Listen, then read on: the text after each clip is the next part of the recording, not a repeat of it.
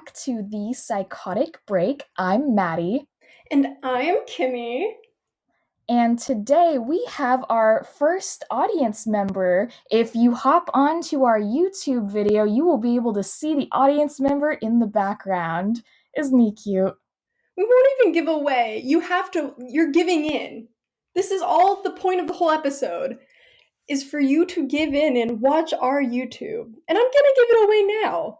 Because today we are talking about priming. The priming effect, a little confusing at first, a little not. You've probably heard of it, you've probably done it, you've probably had it happen to you. Take it away, Maddie. Priming is this super fascinating phenomenon that's related to associations. Go ahead and check out our previous, I think it was 2 episodes ago, our association video where we talk about why we make connections between certain thoughts. The deal with priming is it's using that phenomenon and adding a little more into it to make it a little more mischievous, a little sexy. Oh. Priming is creating an association to a certain stimulus that elicits a specific response in a person.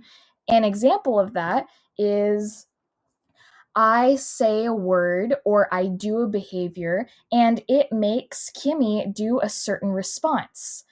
For example, how do you feel when I give you this face? Disgusted. Exactly. And you are primed to make that connection. And we have a whole bunch of other really cool examples, but Kimi, what do you think about priming?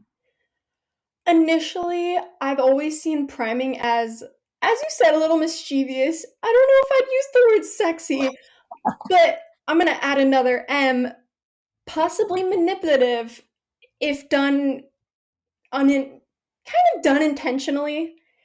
But you never know that you're doing it because it is super easy to make an association that turns into like this priming effect. And that's the whole point of it. It's super unconscious. For at least the individual who is being primed, it can be unconscious from the individual priming the other individual, or they could be consciously doing it, which is the part that I have a few issues with. Mm-hmm. You make a really important point that priming is, for the most part, done unconsciously, or at least the person being primed is making those associations unconsciously. I'll go ahead and bring up an example that was the inspiration for this video, which is a scene from the movie Focus. Margot Robbie is in it, and Will Smith is in it, and it's kind of about this woman played by Margot Robbie who wants to become a con artist type person, and she's trying to learn from the best, which is Will Smith in the movie.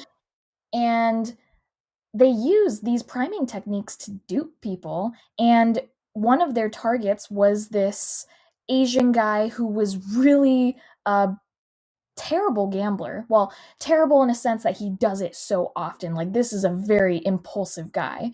And they make use of that. And what they do for the entire day is they show him 55, the number 55. They have it on in his hotel. They have people wearing a pin that says 55. They hired a group of fake protesters to protest for Proposition 55.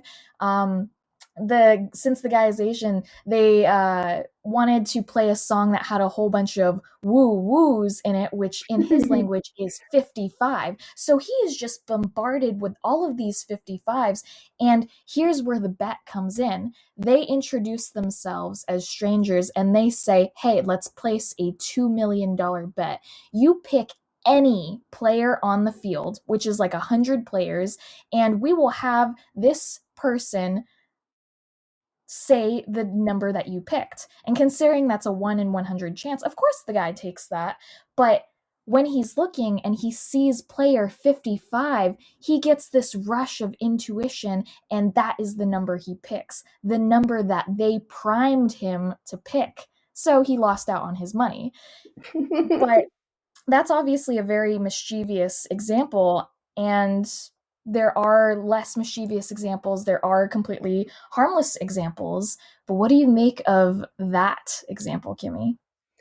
See, that's where I have the issue, where that's how I've always seen it being done, other than unconsciously, because I forget that it can be done unconsciously. I probably have a lot of them because I have a ton of associations. But when watching it, because we watched the clip before the episode, which I suggest watching it, it's incredibly interesting, but you already know the plot. But it's also still very fun to look at Margot Robbie. But it's, I wouldn't say it's uncomfortable, but you feel kind of bad that how indirectly gullible the brain is to fall into these traps, especially when money was on the line. And it also tempts you to want to do it yourself because it's sort of simple. Like, the example that I've always been given is, and it's, this one's almost a technique to study without studying.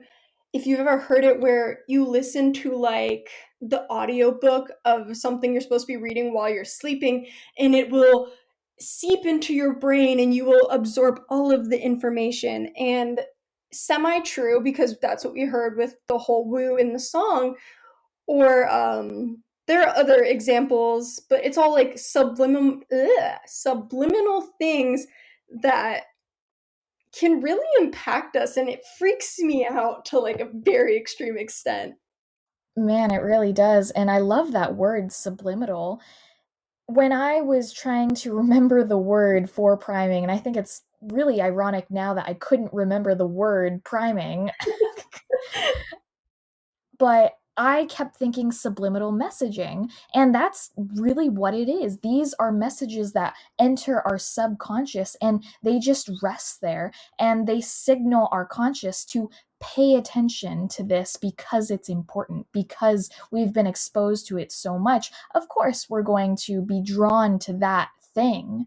So it's just so powerful. And since you did mention studying, I would like to bring up a point that not all priming is bad.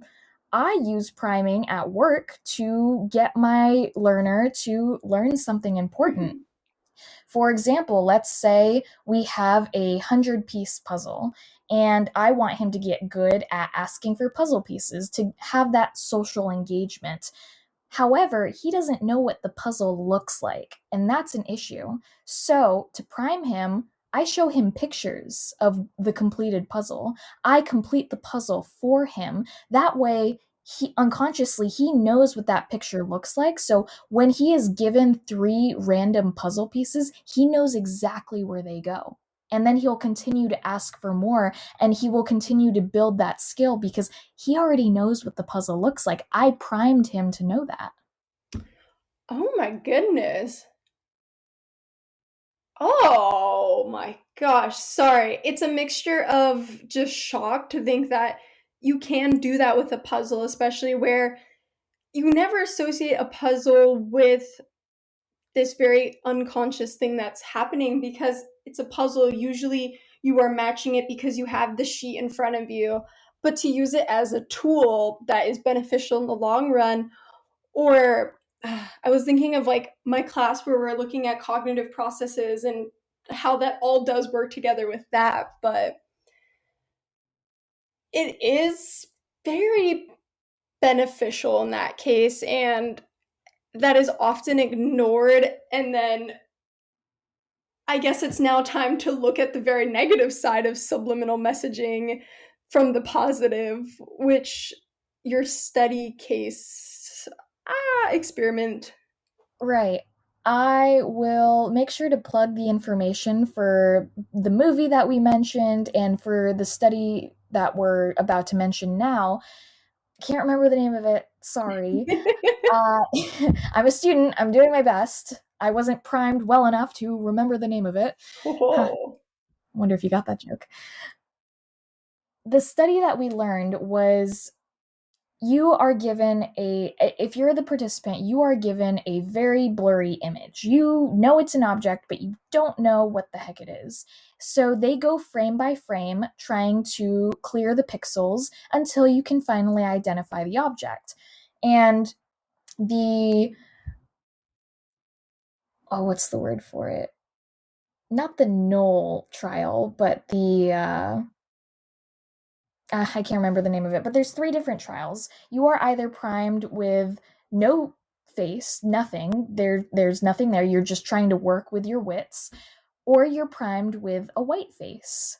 There's a white person sitting in the room that you're taking a test in. Maybe they show you a picture of a white person. Maybe there's a white person on a poster, something that's subliminal, but they know you will notice. And then the other trial is they prime you with a black face. And these are, I believe these are white participants. So they have a black person sitting in the room or a picture of a black person. And the really unfortunate thing is the objects that they are showing you through these very blurry images are weapons, guns, knives, baseball bats, anything that you could think of that could be used as a weapon. And the sad thing is, when these white males were primed with a black face, they were able to identify the object in the picture, aka a weapon, much quicker than if they were primed with a white face or no face. So that just goes to show that these white males associated crime with blackness. And what's really interesting with that, other than the fact that that is awful, we cannot deny that, but it's so there are multiple types of priming, but there are two that are really evident within that where it goes into subliminal, where we subliminally create that association and correlation between like a black person with weapons, and that's why we're noticing it so quickly and able to identify it. But then it's also the social priming from society, unfortunately, where, for example, you watch the news, they're not going to show you many cases about white people unless it's white people did these great things and let's talk about it. But then if it's like, it's similar to kind of school shooters, a very sad topic, but you'll always have a hidden photo of a white child that did a bad thing because they want to protect them. But if it's a child, a person of color, they'll show the face. And that's why we've been socially primed to associate violence and all kinds of bad things in this world that all different types of people commit with black people, because the media unconsciously or consciously, probably very consciously, has primed us to make that association with violence of people of color. And I think it would be really interesting and slightly upsetting if they went back into the study and used multiple people, if that makes sense, where you do use like Hispanics and Asians, and see um, kind of how are you identifying faster. And also on that matter, but thinking this, we're also uh, we did a study in class. Sorry, I'm gonna ramble a little. No, go ahead. um but the study was on stereotype threat, which I want to do as a topic one day. But Mhm. the point is that they used like Asian boys and girls from different ages, and they tested how they would do in their perceptions on themselves and others based off of nothing. That would be like the example of like the blank photo. There's no association that they're putting in front of you, the priming. And then they do one for ethnicity and for your sex. And so they primed them in advance by making them color a white student, an Asian student, if you're doing the ethnicity one. And then if you're doing the gender one, you had to draw both sexes and how you identify them in those definable characteristics and stuff. And they made them take a math test, and they asked them um, which one you thought was, who do you think is smarter, an Asian person or a white person, a boy or a Mhm. girl at doing math. And it was partial subliminal priming by making them do that testing in the first place of drawing a picture of this, or that they're going to be tested on later, and then ask them follow-up questions. But it's also that social priming where, as females, we're always taught that men are better than us. And so, in the back of your mind, you're always slightly insecure because as a child, that's what you're told. But as you get older, obviously that kind of faults out. But you're initially socially primed to think that, and that is the case that's happening here. And to know it happens with all people of different ages and backgrounds is oddly terrifying. And how it's just, that's why I always consider priming so unconscious, is because it is used in my mind more negatively than positively, at least what we're being shown. Definitely. And while you were speaking, it just struck me the reason why priming is so prevalent, because one of your questions in our outline is it avoidable? Yes and no. I have 2 points here, and I think I can remember both of them.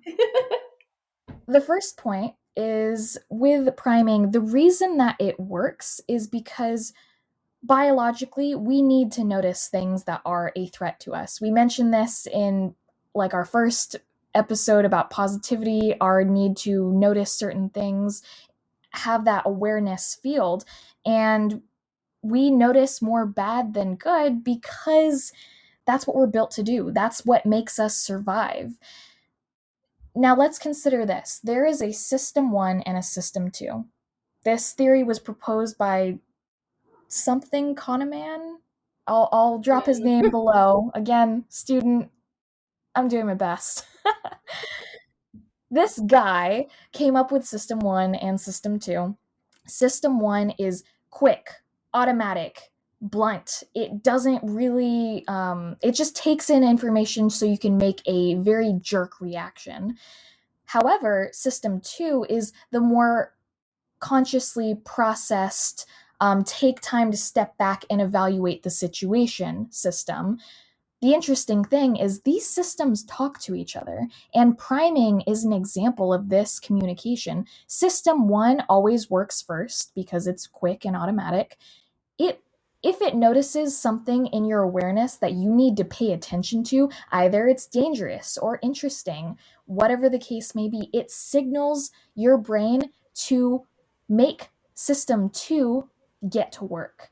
Now, we do this because we can't take in all of the information in our world. That's really overwhelming.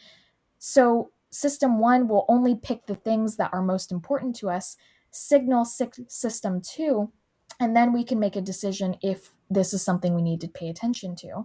So, here's another example, kind of branching a little off from priming, is the Stroop color test, where you're reading a list of words and they're all in different colors.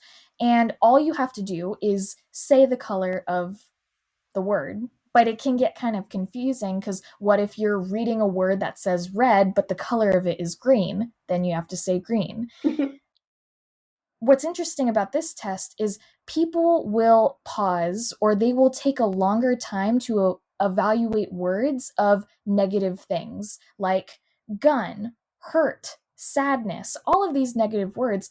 And the reason that we pause to take this time is because our system 1 is like, whoa, warning, this is bad. System 2, evaluate this real quick. That is why it works. So, in a sense, it's system 1 and system 2 working together to create priming. Do you remember your second point before I say something?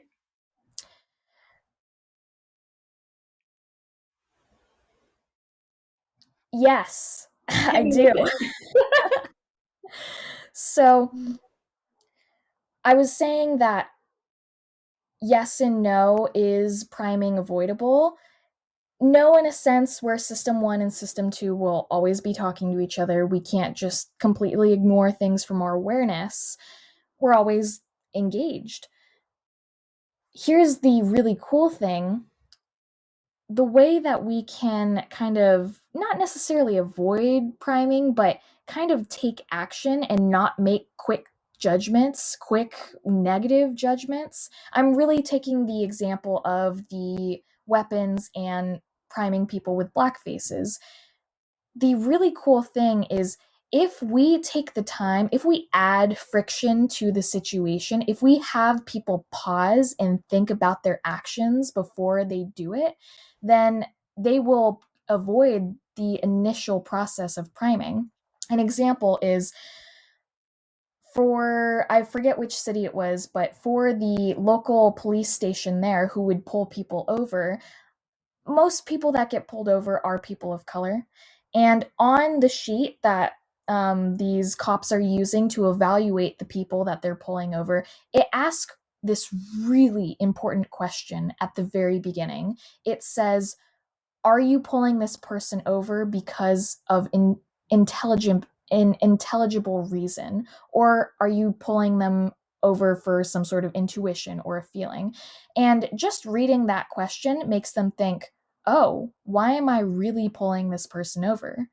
And the reason tends to be, I am primed to think that this person of color is bad, is negative, Yeah. they're doing something wrong. So that question kind of pulls them to the side and forces them to embrace system two, to take a step back and evaluate, should I be really doing this? And what they found was, after adding that question to that sheet that these cops use to pull people over, the number of people being pulled over decreased dramatically. And the interesting thing is, so did crime rate in that city. Yes, the rate of being pulled over decreased, but that means that people were pulling over people for legitimate reasons, not just their race.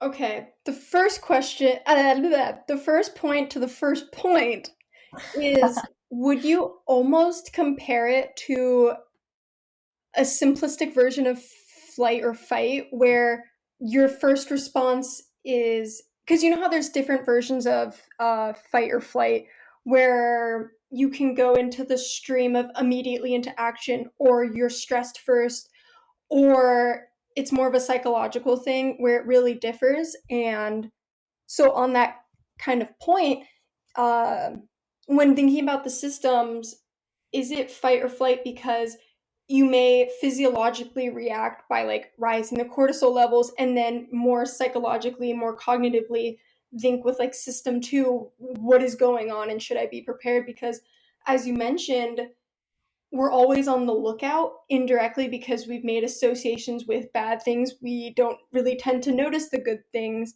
And so is part of it that? I would say, yeah, fight or flight is a very biological response, and we do it because of priming. We are primed to know what's good, what's bad, what hurts us, what doesn't. So I definitely do think that is a really good connection there. Okay, and the second point was, I really liked the kind of study you put out there where I had never heard of that, and I would wish it was implemented everywhere. But I was wondering how it would apply to the study done with white people looking at images of violent things. And if given a test beforehand, like a quick debrief of what is racism, just casually, it seems like it's completely disassociated from what they're going to be doing. Almost like, oh, good God. I don't know if that word's going to come to me. Uh, nope. Nah, it's not gonna come. Sort of, you get a quick little thing where like, oh yeah, prejudice is a thing just casually, and then you enter into doing that where it seems completely separated, but then the results actually come out and you're like, you guys are like implicitly very racist. But I wonder how they would think or how they would respond differently if given a little debrief casually on the side and then finally going into that. Would they still go, oh, that like that is a gun before looking at a white person? Or you know what I'm saying? I'm going to need a little more clarification. So the participants are given a quick debrief on just like the concept of prejudice, racism, discrimination, on the side where it doesn't seem like it has to do with Hmm. anything of about the actual study of priming and possible prejudice. And then the participants may go in the next day or in a couple of hours while that's slightly still in the back of their mind, and then enter into the study. And those that are put shown with like a black person's face, would they still respond very quickly and notice it? Would And then maybe a debrief after of what was your initial reaction when wanting to say that? Like, were you thinking it was a black person immediately, to see if they didn't want to say it because it would feel like they appear racist? Or would they wait till the image is more clear because they're like, oh, I don't want to just say it out of the wind, maybe ease into it so I can verify that it's real, but in reality, they don't want to appear prejudiced? Mhm. Thanks for clarifying. That makes a lot more sense. It sounds like you're asking, can people be primed to do the opposite of what their implicit bias is telling them? Yeah. I'd like to believe yes. I'd honestly like to think that being well, not debriefed, but being primed in a way where people are made aware of their prejudices and biases, I'd like to think that calling attention to the observer, which is themselves, they would be a little more careful. And that's just like the example I showed you. Once a little aware, like essentially a little awareness goes a long way. And this has been used with many apps and organizations. I know that Nextdoor, which is an app for people, it's kind of like Neighborhood Watch for, a lot of Karens use it, Oh, they're but so just for funny. people to be like, hey, did you notice this person stealing this package? I saw this break in. Maybe we can do something about it. The idea of it is nice, but it's also negative in a sense where a white person could be like, did you see that black person walking down the street? I bet they're up to no good. And it kind of just intensifies the fact that there are those stereotypes out there. So what's really interesting is Neighborhood Watch or Neighborhood Next Door, the app next door was like, ooh, we need to do something about this, or else this is just going to escalate the racial problems that we already have. What they did was they added a question similar to the study I just mentioned with the cops and pulling people over. They added a question, why are you posting this? What like and it just that simple question makes them think, oh, am I doing this because the logical thing to do? Do I have an actual reason? And I think it was Nextdoor that came up with this slogan. You see in airports, they say, if you see something, say something. Yeah. Next door or someone out there amazing said, if you see something suspicious, say something specific. Oh, that's really good, because in the back of my mind, I was thinking, this is a great idea. Obviously, it's a big issue on Nextdoor. However, couldn't it be used against them in terms of, if I were a white person and I was, in Gen Z terms, considered woke, but I don't want to appear a racist, if I saw someone that was a person of color doing something genuinely suspicious, however, in the back of my mind, I was thinking, oh God, I don't want to look like a racist Karen, and then not say something that ended up being really bad. It could be worked against them on some level, if that makes sense. It could be, but I think the whole idea of saying something specific is you have to think about why you are suspicious of this person. If they're doing something suspicious, it doesn't matter what color their skin is. You should say something about that. But perhaps that will become an issue for people not wanting to come off racist. But I feel like if you have a legitimate reason, people will back you up no matter what. They definitely will. Or in the case of, to say that you are a racist, especially like, do you remember that? I don't want to say it was a trend, but a common issue.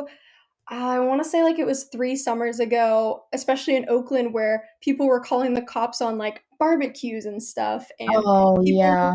had to openly say, what was the issue? And then operators had to respond with, are they doing anything wrong?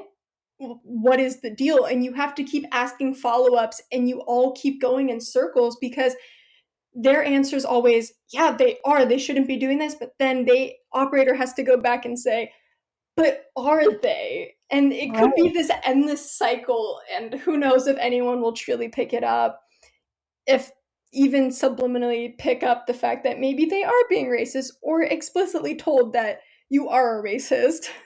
Hmm. Well, I think I have a response to that that is a nice summation of everything and even a little piece of advice all in one. So, how about we go ahead and do our coin flip? And hopefully, I get it. If not, I'll go ahead and add a little something at the end. Ah, perfect. Okay. Heads or tails? Heads, baby. Ow. Freaking hell, that hurts. Well, unfortunately, it was tails. Okay. Well, I you can apparently cannot flip coins. you can summarize it. I will add a little something at the end. Okay. And we're ready. Today we talked about priming, which is an unconscious or conscious act on the brain to elicit an association that can edit your thoughts, your behaviors, your actions, whatever you want to call it. And there are different types. It can be very subliminal, it can be explicit, it can be social. We've mentioned a lot of studies where we have noted that priming is a real thing, it can be a real issue, but it can be fixed if done the right measures. And honestly, I think that was it, and that was 38 seconds because Dang, she's efficient. We love that. Well, I guess I'll take the last few seconds, which is a nice way around priming is to just try your best to make yourself aware. If you are acting on a quick switch, split judgment, ask yourself why. Maybe have a note on your phone that says, why do I think the way I do? Because I think a little awareness really does go a long way. And if you are concerned about how your actions are going to impact the world around you, ask yourself why. And I really do think that that'll make you a little more introspective and it will put you and everyone else in a much better place to get along.